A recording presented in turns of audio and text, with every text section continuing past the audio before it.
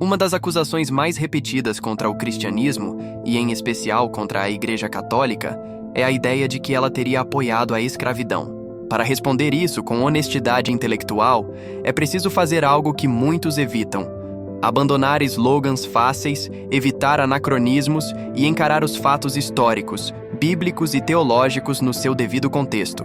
A própria Sagrada Escritura nasce em um mundo em que a escravidão era uma realidade estrutural, presente em praticamente todas as civilizações antigas, do Oriente ao Ocidente. No Império Romano, por exemplo, estima-se que até 1/3 da população fosse escravizada. É nesse contexto que São Paulo escreve aos cristãos, não para legitimar moralmente a escravidão, mas para regular uma realidade social já existente, dizendo: servos, sede obedientes a vossos senhores segundo a carne, e vós, senhores, tratai-os com bondade, sabendo que também tendes um Senhor no céu. O que Paulo faz não é criar uma teoria escravista, mas introduzir um princípio absolutamente revolucionário para o mundo antigo. Senhores e servos estão sob o mesmo julgamento de Deus, possuem a mesma dignidade espiritual e pertencem ao mesmo corpo de Cristo. Esse princípio aparentemente simples foi profundamente subversivo. Desde os primeiros séculos, a Igreja proclamou algo que nenhuma outra instituição do mundo antigo ousou afirmar de forma tão clara: não há diferença essencial entre escravo e livre diante de Deus. É por isso que encontramos mártires venerados pela Igreja que eram escravos, como Santa Blandina, martirizada em Lyon no século II, cuja fé e coragem foram exaltadas acima de seus algozes livres e poderosos.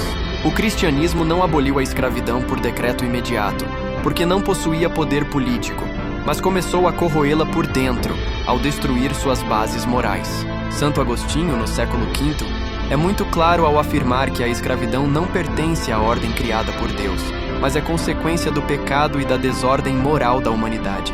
Ao mesmo tempo, ele reconhece que naquele momento histórico, não via como a instituição poderia ser simplesmente abolida sem causar um colapso social ainda maior.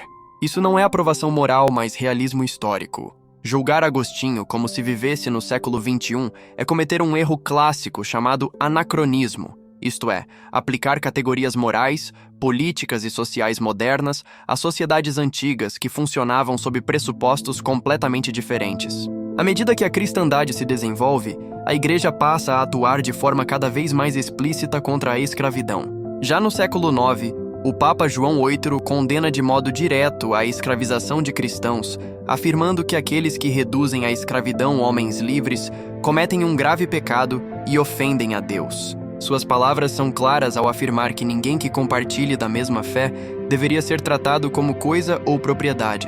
Isso mostra que a condenação moral da escravidão não é algo tardio ou moderno, mas possui raízes profundas na tradição eclesial.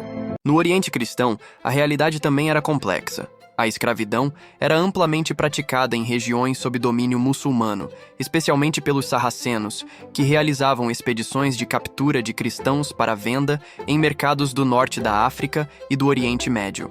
Muitos monges, bispos e fiéis dedicaram recursos e a própria vida para resgatar escravos cristãos dessas regiões. Ordens religiosas inteiras nasceram com esse propósito, como os mercedários, cuja missão era trocar a própria liberdade pela libertação de cativos. Quando avançamos para a Era Moderna e o período das grandes navegações, o cenário se torna ainda mais delicado. É inegável que houve tráfico de escravos, inclusive com a participação de reinos cristãos. No caso do Brasil, por exemplo, há abundante documentação mostrando que o Reino de Portugal e o Reino do Congo, ambos oficialmente cristãos, mantinham relações diplomáticas e comerciais que envolviam o tráfico de escravos. Existem cartas do rei do Congo dirigidas ao rei Dom Manuel de Portugal que começam com expressões como "irmão em Cristo", ao mesmo tempo em que tratam de negociações políticas e econômicas, incluindo o envio de pessoas escravizadas. Essas fontes primárias mostram algo importante. O pecado foi cometido por homens, inclusive por governantes cristãos, e não por um ensinamento oficial da Igreja. Aqui é fundamental distinguir duas coisas que muitos confundem deliberadamente. A ação de cristãos individuais, ou estados que se diziam cristãos, não equivale ao ensinamento oficial da Igreja. Nunca houve um documento magisterial que afirmasse que a escravidão, enquanto instituição, fosse boa ou desejada por Deus.